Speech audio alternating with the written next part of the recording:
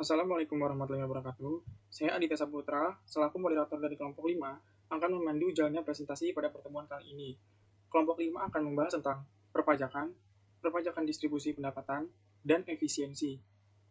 Sebelum kita masuk ke dalam materi, izinkan saya untuk memperkenalkan anggota dari kelompok 5. Yang pertama ada Nur Aini Islamiyah NIM 02, yang kedua ada Winda Fitriana NIM 09, yang ketiga ada Khalifah Nur Fadilah NIM 16, yang keempat ada saya sendiri Aditya Saputra NIM 24, yang kelima ada Erni Diana NIM 32, dan yang keenam ada Nanin Asyifatul Umah NIM 41, yang ketujuh ada Fionanda Aprilia NIM 46, dan yang terakhir ada Farikatul Salamah NIM 50.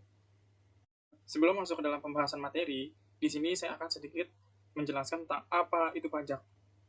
Pajak merupakan sumber pendapatan negara yang nantinya akan digunakan untuk kepentingan masyarakat dan juga kepentingan negara. Pajak sendiri memiliki fungsi-fungsi, yaitu fungsi pengaturan, mendefinisikan pajak sebagai alat untuk mengatur atau melaksanakan pemerintah dalam bidang sosial ekonomi. Sedangkan menurut fungsi stabilitas sendiri, pajak sebagai penerimaan negara yang dapat digunakan untuk menjalankan kebijakan-kebijakan pemerintah. Dalam fungsi distribusi pendapatan, pajak berguna sebagai penerimaan yang dapat digunakan untuk membiayai pengeluaran umum dan pembangunan nasional. Dengan demikian, pemerintah dapat membuka kesempatan kerja dengan tujuan untuk meningkatkan pendapatan masyarakat. Itu adalah pengantar dari apa itu pajak. Materi selanjutnya akan dijelaskan oleh teman saya. Assalamualaikum warahmatullahi wabarakatuh. Saya Farijatul Salama. Di sini saya akan menjelaskan tentang insiden pajak. Insiden pajak yaitu pihak yang menerima beban suatu pajak karena wajib pajak, yakni orang yang membayar pajak kepada pemerintah, mungkin dapat menggeserkan beban pajak tersebut sebagian atau seluruhnya kepada orang lain. Dalam membahas topik perpajakan dalam perekonomian masyarakat, penting bagi para ekonom untuk mengidentifikasi peristiwa perpajakan, yakni pihak yang menanggung beban pajak karena wajib pajak.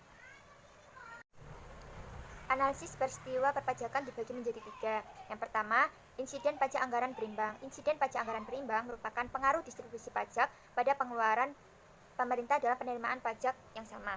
Misalnya, ketika pemerintah membuat suatu program yang membutuhkan sumber-sumber ekonomi untuk membangun suatu jalan raya, maka akibatnya pemerintah harus mengambil faktor produksi yang sudah digunakan untuk memproduksi makanan dan pakaian, sehingga program pemerintah tersebut akan menyebabkan produksi pakaian dan makanan yang dihasilkan berkurang.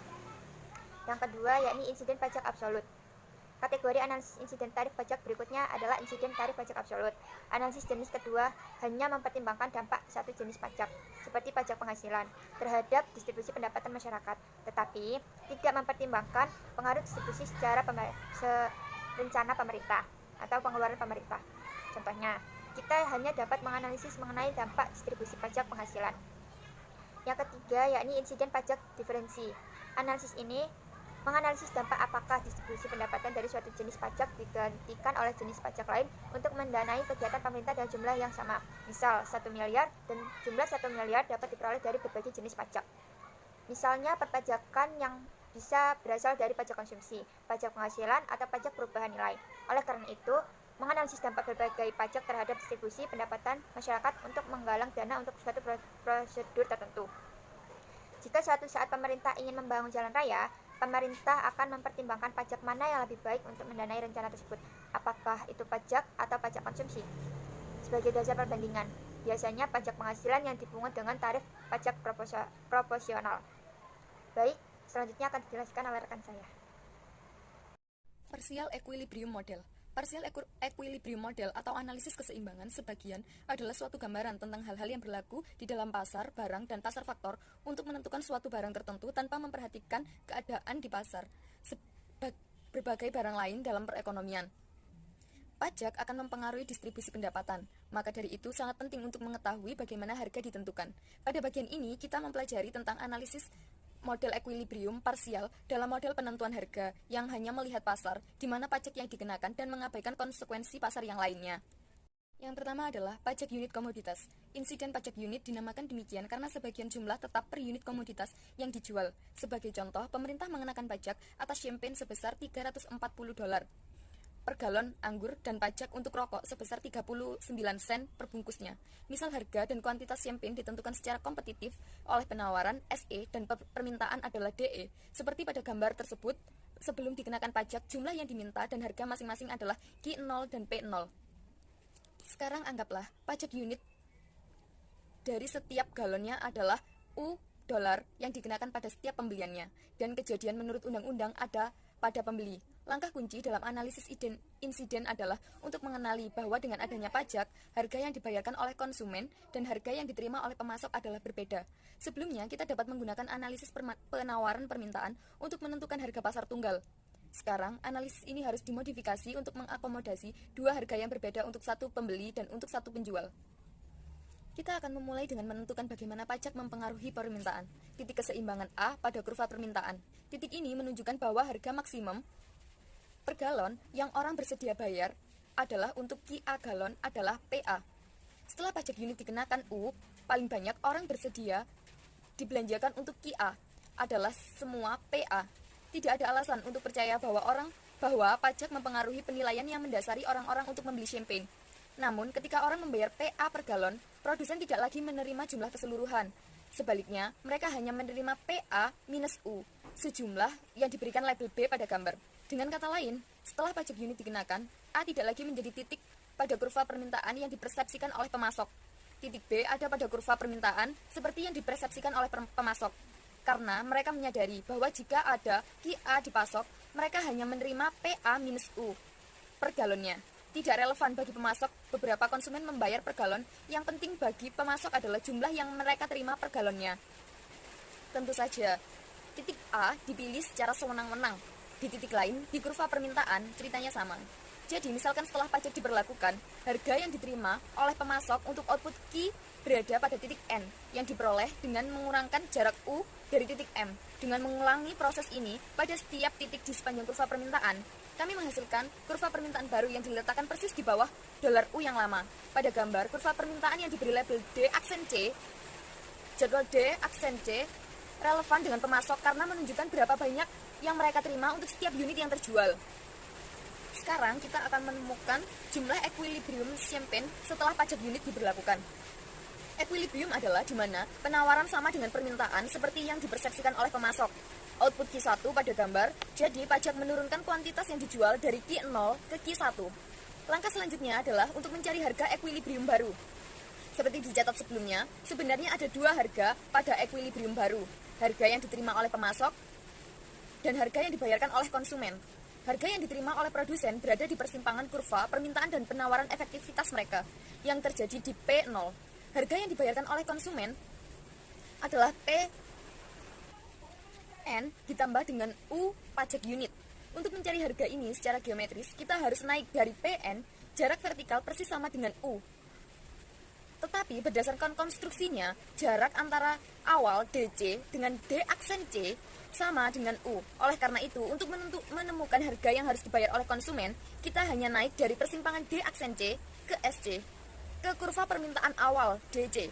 Harga yang ditentukan oleh PG karena PG termasuk pajak yang sering disebut dengan harga bruto pajak. Di sisi lain, PN adalah harga setelah pajak. Pajak memperburuk keadaan konsumen karena PG, harga baru yang mereka hadapi lebih tinggi daripada harga asli, yaitu P0. Tetapi harga konsumen tidak meningkat dengan jumlah pajak, yaitu PG minus P0, lebih kecil daripada U. Produsen juga membayar sebagian pajak dalam bentuk harga yang lebih rendah yang diterima per galonnya. Analisis ini memiliki dua implikasi penting. Yang pertama adalah kejadian pajak unit tidak tergantung pada jenis pajak yang dikenakan pada konsumen ataupun produsen. Dan yang kedua adalah insiden pajak unit tergantung pada elastisitas penawaran dan permintaan. Pada gambar, konsumen menanggung beban pajak, jumlah yang mereka bayarkan naik jauh lebih banyak daripada penurunan jumlah yang diterima oleh produsen. Hasil ini sangat ditentukan oleh bentuk kurva permintaan dan penawaran. Pada umumnya, semakin elastisitas kurva permintaan, semakin sedikit pula pajak yang ditanggung oleh konsumen. Hal-hal yang lain dianggap sama.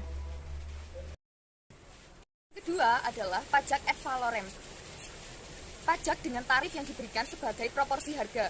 Misalkan, negara bagian Tennessee memungut pajak 6% atas pembelian makanan. Hampir semua pajak negara bagian dan lokal atas makanan dan pakaian restoran yang ada di ad valorem. Strategi dasar untuk mencari tahu bagaimana pajak mengubah kurva permintaan efektif dan menghitung equilibrium baru. Namun, Alih-alih menggeserkan kurva ke bawah dengan jumlah absolut yang sama untuk setiap kuantitas, pajak ad valorem menurunkan dengan proporsi yang sama.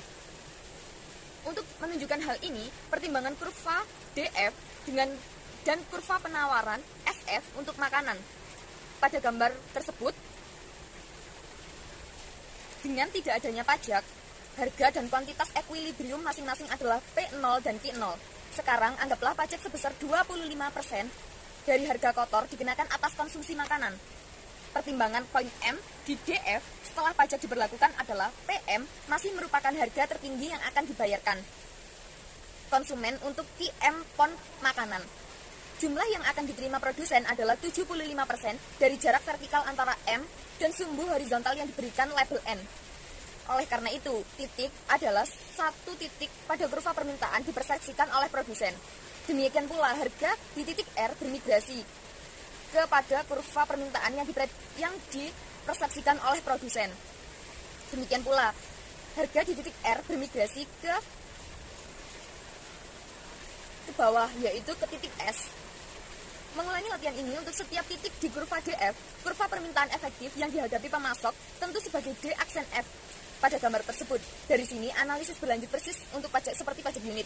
Keseimbangan di mana S, F, dan D aksen F berpotongan dengan kuantitas yang dipertukarkan oleh Q1, harga yang diterima oleh produsen makanan PN dan harga yang dibayarkan oleh konsumen PG seperti sebelumnya.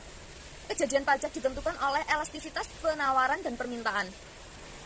Analisis ini dapat diterapkan pula pada sejumlah situasi tertentu. Misalkan, pada gambar tersebut diberi label ulang sehingga mewakili pasar perumahan sewa dan bukan pasar makanan. Kemudian, kami dapat menunjukkan bahwa beban pajak properti tidak tergantung pada apakah tuan tanah atau penyewa membayar pajak properti. Ini bertanggungan langsung dengan persepsi umum bahwa tuan tanah menanggung beban hanya karena mereka menuliskan ceknya.